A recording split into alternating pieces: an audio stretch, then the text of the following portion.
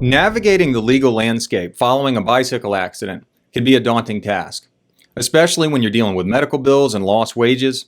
An accident can destroy a person's finances and leave that person in an awful situation of being hunted by creditors. As a result, folks often need to pursue a personal injury lawsuit to get out from under the financial burden a careless driver caused them. Florida is notorious for its high incidence of serious and fatal bicycle accidents, and victims often want to understand their legal options and what constitutes a fair or average settlement for their injuries. And that's what this video is about. Bicycle accidents are incredibly common in Florida.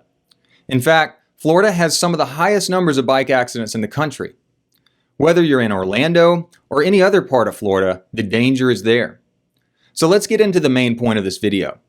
What is the average settlement for a bike accident in Orlando, Florida, or anywhere else in Florida? Well, first of all, I want to clarify something. There is no one-size-fits-all calculator to determine the settlement value of a bicycle accident claim in Florida. Each case is unique and involves a nuanced evaluation of various factors. Hence, the notion of a secret formula, an algorithm, or some kind of calculator is simply a myth. The value of each claim relies on a meticulous, fact-based analysis. So the next logical question is this: what are the primary factors that influence the value of a bicycle accident claim in Florida? Well, let's talk about that. First of all, let's talk about the type of injury. The type of injury matters when it comes to valuing a personal injury case. For example, a spine injury is different from a toe injury, and the value of the case will generally reflect that. The next factor we need to talk about is the severity of the injury. Severe injuries will generally be more valuable in a personal injury claim than an injury that isn't so severe. For example, if a person suffers a spinal injury that causes long-term issues, that injury will likely require more medical treatment and rehabilitation than a less severe spinal injury, and so the medical expenses will be higher. Additionally, the severe spinal injury, the more severe spinal injury, will also cause the person to miss more work than a less severe injury, and it will cause more pain. Next, let's talk about cases involving permanent injury.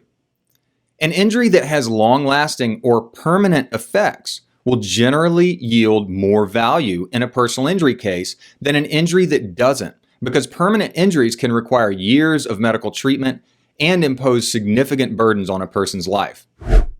Now, let's talk about medical bills. Medical bills form the foundation of any personal injury claim. And this is one of the main factors the insurance company will look at when evaluating a claim. Thus, all things being equal, a case with higher medical bills will often be more valuable than a case with less medical bills. Now, here's one of the most frustrating and important factors in our list: insurance coverage. All too often, the insurance policy will determine the value of a personal injury claim because the negligent person does not have significant assets.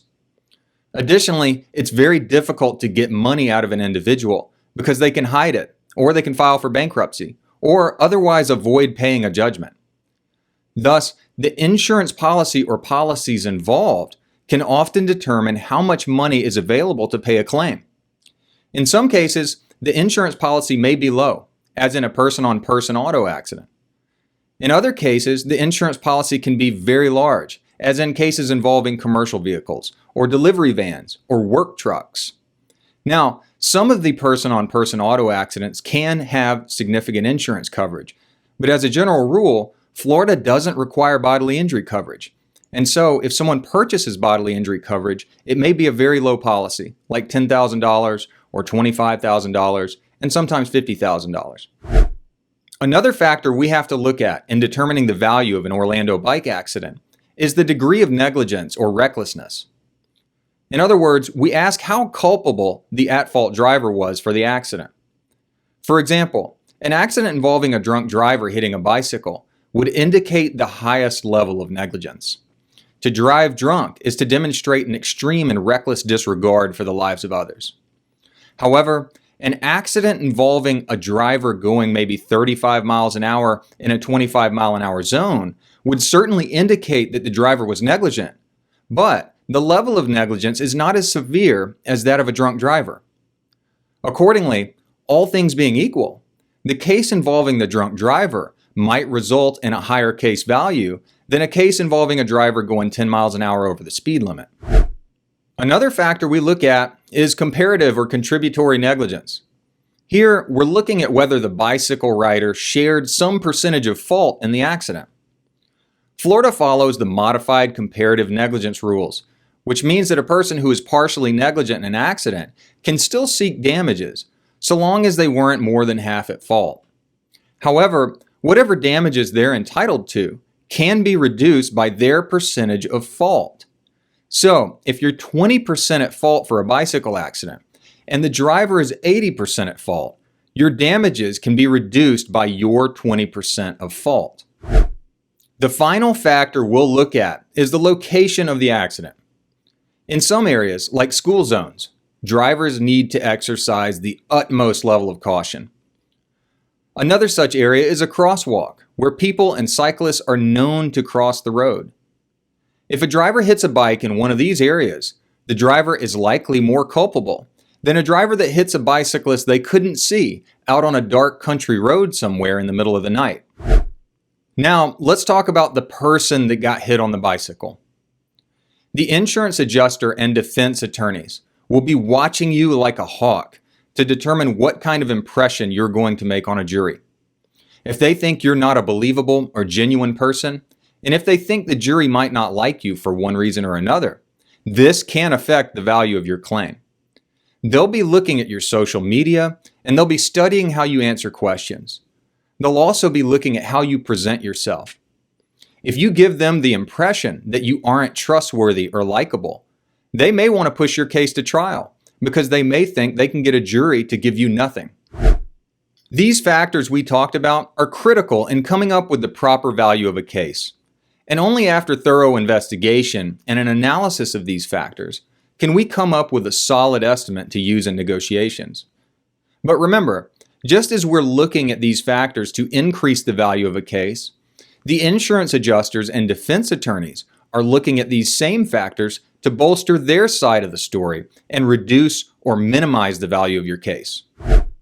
In conclusion, while it may be tempting to seek some universal or average settlement figure for bicycle accidents, such a number is always elusive and it's often misleading. The value of your case is specific to a number of factors we talked about in this video. The best first step to take is to set up a free legal consultation with an Orlando bike accident lawyer at our office to help evaluate your case and strategize on the best steps to take moving forward. Well, that's all I have for you today. If you or a loved one has been injured in a bicycle accident, please don't hesitate to reach out to us. We're happy to give you a free legal consultation with an Orlando bike accident attorney at our office. All you have to do to get in touch with us is call the number below in the video description.